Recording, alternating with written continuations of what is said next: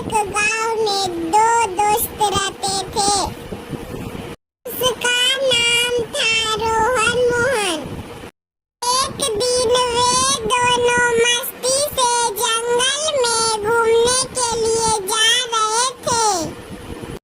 नदी किनारे वे दोनों पहुंचकर आपस में बातें करने लगे। रोहन ने मोहन से कहा, अब आगे जाना खतरा से खाली नहीं है।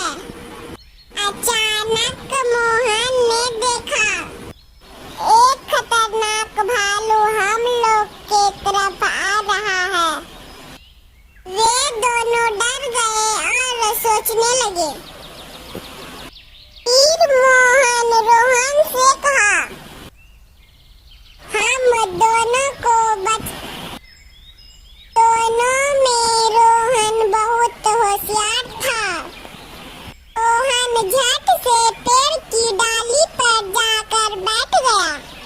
डर के मारे मोहन भालू से बचने का कुछ उपाय सोचना होगा। भालू सिर्फ ताजा खून पीता था।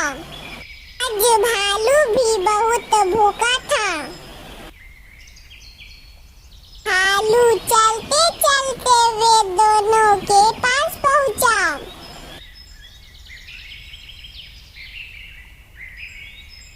भालू को आने से पहले रोहन जमीन पर लेट गया था। भालू मोहन के शरीर को सूंघने लगा। मोहन ने अपनी सांस बंद कर रखा था। भालू ने सोचा ये तो मरा हुआ है और वहां से भालू जंगल लौट गया। भालू को आज खाने के लिए कुछ नहीं मिला। भालू उदास होकर जंगल जा रहा था। रोहन पेड़ से उतरा और मोहन से बोला, भालू ने तुम्हारे कान में क्या कहा? रात में जो साथ छोड़ दे उसे सच्चा दोस्त मत समझना। चलते चलते भालू फिर नदी किनारे पहुंचा। पानी पीकर उसने अपनी प्यास बुझाई। फिर भालू वहां से जंगल की ओर जाने लगा। भालू सोचते हुए जा रहा था, आज मुझे कुछ खाने के लिए नहीं मिला।